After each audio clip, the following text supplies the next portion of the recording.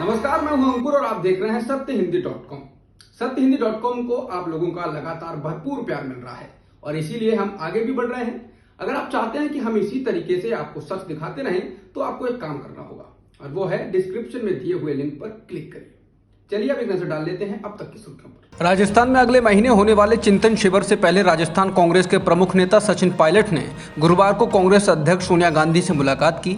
NDTV की report में कहा गया है कि सचिन ने राजस्थान का मुख्यमंत्री बनने की इच्छा जताई है। सचिन और सीएम अशोक गहलोत के बीच लंबे समय से राजनीतिक रस्साकसी चल रही है। सचिन समर्थक लंबे समय से उन्हें सीएम बनाने की मांग भी कर रहे हैं। एनडीटीवी को सूत्रों ने बताया कि बैठक राजस्थान और पार्टी में सचिन पायलट की भविष्य की भूमिका को लेकर थी, खासकर जब कांग्रेस अगले साल राज्य में चुनाव की तैयारी कर रही है। वो पहले राजस्थान प्रदेश कांग्रेस अध्यक्ष और उप मुख्यमंत्री रह चुके हैं। सूत्रों ने कहा कि उनकी भूमिका और जिम्मेदारियों पर राजनीतिक फैसला कांग्रेस अध्यक्ष करेंगी।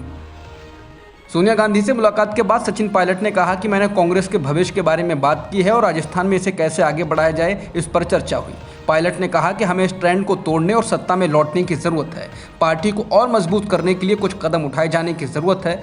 सूत्रों ने कहा कि उनकी भूमिका और जिम्मेदारियों पर राजनीतिक फैसला कांग्रेस अध्यक्ष करेंगी।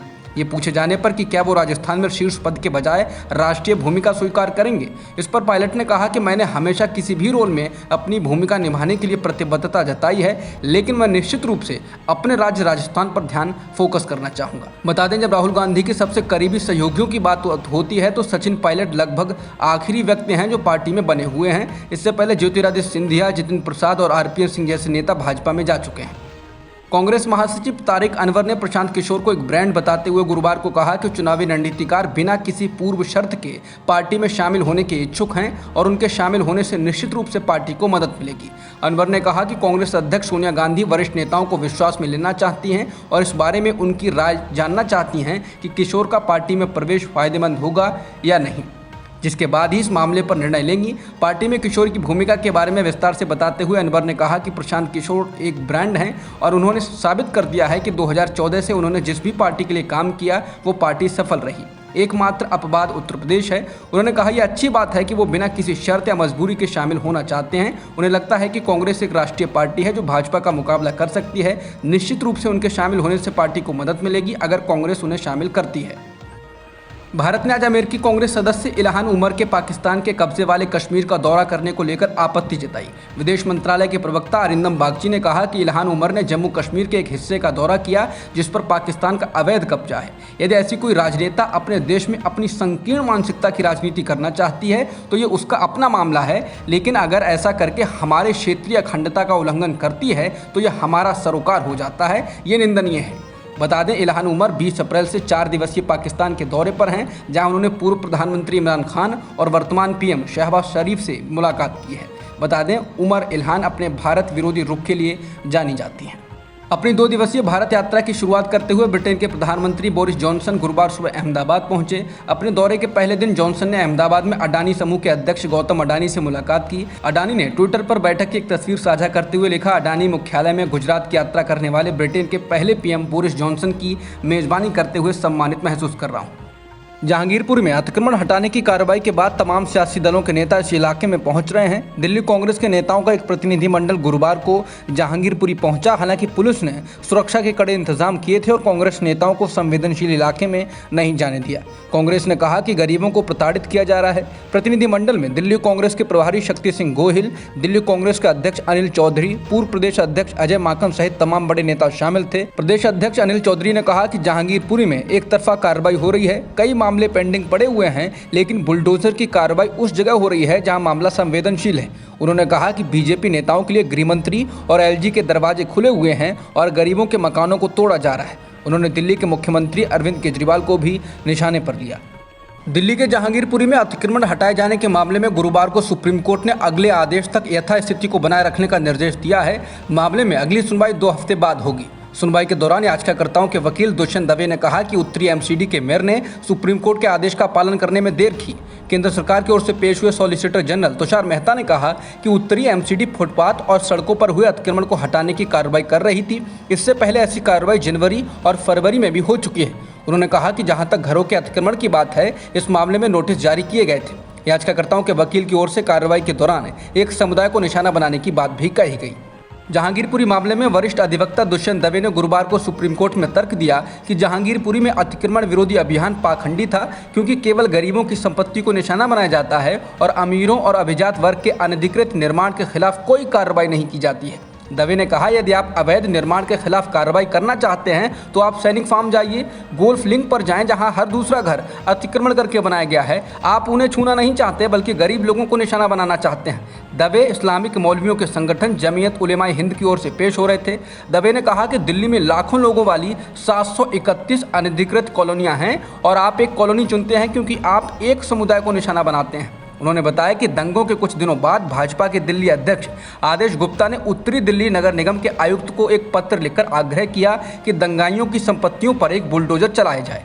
दवे ने पूछा, ऐसा कैसे है कि बीजेपी के अध्यक्ष नगर आयुक्त को पत्र लिखकर विध्वंस शुरू करने के लिए कहते हैं और वे उसके अगले दिन विध्वंस शुरू कर देते हैं। दवे ने कहा कि पुलिस और नागरिक प्राधिकरण संविधान से बंधे हैं, न कि किसी भाजपा नेता द्वारा लिखे गए पत्रों से। उत्तर प्रदेश के पूर्व कैबिनेट मंत्री स्वामी प्रसाद मौर्य के भतीजे प्रमोद मौर्य ने समाजवादी पार्टी को बड़ा झटका दिया है। प्रमोद मौर्य ने गुरुवार को सपा से इस्तीफा दे दिया और इस्तीफे के अपने पत्र में अखिलेश यादव को जातिवादी बताते हुए उन पर कई गंभीर आरोप लगाए। प्रमोद मौर्य प्रतापगढ़ के जिला पंचायत अध्यक्ष रहे हैं और समाजवादी पार्टी में प्रदेश सचिव के पद पर थे। प्रमोद मौर्य ने आरोप लगाया कि सपा में काम करते हुए उन्होंने ये महसूस किया कि अखिलेश यादव केवल अपनी जाति को बड़ा मानते हैं और पार्टी की बैठकों में अक्सर मौर्य, कुशवाहा, शाक्य, सैनी, पटेल व अन्य पिछड़ी जातियों को छोटा दिखाने की कोशिश करते हैं। उन्होंने कहा कि सपा में उत्तर प्रदेश के 75 जिलों में एक भी जिला अध्यक्ष मौर्य, कुशवाहा, शाक्य और सैनी समाज का नहीं है। प्रमोद मौर्य ने कहा कि जिला पंचायत अध्यक्ष के चुनाव के दौरान भी अखिलेश ने उनका टिकट काटकर यादव समाज के प्रत्याशी को दे दिया और इससे उनकी जातिवादी मानसिकता प्रदर्शित होती है। उत्तर प्रदेश विधानसभा चुनाव के बाद से ही चाचा शिवपाल यादव और भतीजे अखिलेश यादव के बीच का तनाव खुलकर सामने आ गया। अब प्रगतिशील समाजवादी पार्टी लोहिया के प्रमुख शिवपाल सिंह यादव ने कहा कि अगर अखिलेश यादव को लगता है कि वो बीजेपी के संपर्क में हैं तो वे तुरंत उन्हें विधानमंडल दल से निकाल दें। शिवपाल सिंह यादव ने मीडिया के साथ बातचीत में कहा कि मैं समाजवादी पार्टी के विधानमंडल का सदस्य हूं। अगर उनको ऐसा लगता है कि मैं बीजेपी के संपर्क में हूं तो मुझे शीघ्र निकाल दें। सुप्रीम कोर्ट ने गुरुवार को केंद्र सरकार से सख्त लहजे में कहा कि वो न्यायपालिका को भाषण न दें। अदालत ने टिप्पणी तब की जब वो गैंगस्टर अबू सलेम की याचिका पर सुनवाई कर रही थी। सलेम ने 25 साल से अधिक की जेल की सज़ा के खिलाफ याचिका लगाई है। प्रत्यर्पण के दौरान भारत द्वारा पुर्तगाल को दिए गए वचन के अनुसार कारावास की सज़ा 25 साल से अधिक नहीं हो सकती। अबू सलेम की याचिका पर ही केंद्र ने हलफनामा दायर कर जवाब दिया था, लेकिन हलफनामा में दिए गए जवाब के तौर तरीकों पर सुप्रीम कोर्ट ने नाराज़गी जताई। सुप्रीम कोर्ट ने केंद्रीय गृह मंत्रालय के उस रुख को खारिज कर दिया कि अबू सलेम के प्रत्यर्पण के दौरान पुर्तगाल के सामने की गई प्रतिबद्धता से परे जाकर उसे दी गई 25 साल की सज़ा को बढ़ाया जाए। अदालत ने इस बात पर भी नाराज़गी जताई कि संबंधित मुद्दे को तय करने का ये उचित समय नहीं है। सुप्रीम कोर्ट ने यह भी कहा कि केंद्र को स्पष्ट होना चाहिए कि वो कहना क्या चाहते हैं। इसने कहा कि हमें गृह मंत्रालय के हलफनामे में हम उचित समय पर निर्णय लेंगे जैसे वाक्य पसंद नहीं है। न्यायमूर्ति संजय किशन कौल और न्यायमूर्ति MM सुंदरेश 1993 के बॉम्बे ब्लास्ट मामले के दोषी अबू सलेम की एक याचिका पर सुनवाई कर रहे थे। लाइव ब्लॉग की रिपोर्ट के अनुसार सुप्रीम कोर्ट की पीठ ने अपने आदेश में कहा कि ऐसा लगता है कि गृह मंत्रालय सुझाव दे रहा है कि मामले के संबंध में न्यायालय को क्या करना चाहिए या क्या नहीं करना चाहिए। न्यायमूर्ति SK कौल ने गृह मंत्रालय से कहा कि आप चाहते हैं कि उचित समय पर प्रतिबद्धता का पालन किया जाएगा। हमने आपसे पूछा, आपको जवाब देना था। आपके गृह सचिव को हमें भाषण देने की कोई ज़रूरत नहीं, वो अधिकार आज भी है। दलित नेता और गुजरात के विधायक जिग्नेश मेवाणी को असम पुलिस ने गिरफ्तार कर लिया है। असम पुलिस ने उनकी गिरफ्तारी गुजरात के पालनपुर से गुरुवार देर रात को की है। उन्हें असम लाया गया है। जिग्नेश मेवाणी राष्ट्रीय दलित अधिकार मंच नाम के राजनीतिक दल के संयोजक भी हैं। कांग्रेस के कुछ नेताओं और मेवाणी के समर्थकों ने अहमदाबाद एयरपोर्ट पर पुलिस की कार्रवाई का विरोध किया, जिसके बाद पुलिस ने मेवाणी के ट्वीट को लेकर उनके खिलाफ मुकदमा दर्ज होने से जुड़े दस्तावेज दिखाए। दस्तावेजों के मुताबिक असम के कोकराझार जिले के भवानीपुर के रहने वाले अनूप कुमार डे की शिकायत पर मेवाणी के खिलाफ मुकदमा दर्ज किया गया है। मेवाणी के खिलाफ आपराधिक साजिश रचने सहित कई अन्य धाराओं में मुकदमा दर्ज किया गया है। शिकायतकर्ता ने अपनी शिकायत में कहा कि मेवाणी ने प्रधानमंत्री नरेंद्र मोदी के बारे में लिखा था कि वो नाथूराम गोडसे की पूजा करते हैं और उन्हें ईश्वर मानते हैं। उत्तराखंड के मुख्यमंत्री पुष्कर सिंह धामी विधानसभा चुनाव में अपनी सीट खटीमा से हार गए थे, लेकिन अब वो चंपावत सीट से उपचुनाव लड़ेंगे। धामी के लिए मौजूदा बीजेपी विधायक कैलाश गहतोड़ी ने इस्तीफा दे दिया है। बीजेपी प्रदेश अध्यक्ष मदन कौशिक ने समाचार एजेंसी NI को बताया कि गहतोड़ी का इस्तीफा मंजूर हो गया और मुख्यमंत्री वहीं से चुनाव लड़ेंगे। यूक्रेन के साथ चल रहे भीषण युद्ध के बीच रूस के राष्ट्रपति व्लादिमीर पुतिन ने बड़ा ऐलान किया।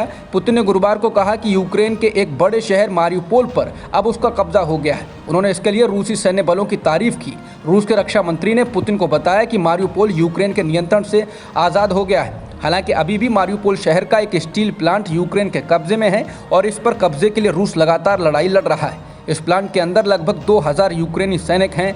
रूस और यूक्रेन के युद्ध को अब 2 महीने का वक्त पूरा होने वाला है और रूस अब तक यूक्रेन पर कब्जा नहीं कर सका है, क्योंकि इस लड़ाई में यूक्रेन ने भी उसे जबरदस्त जवाब दिया है। अब तक की खबरों में इतना ही। बाकी खबरों के लिए बने रहिए सत्यहिंदी.com के साथ।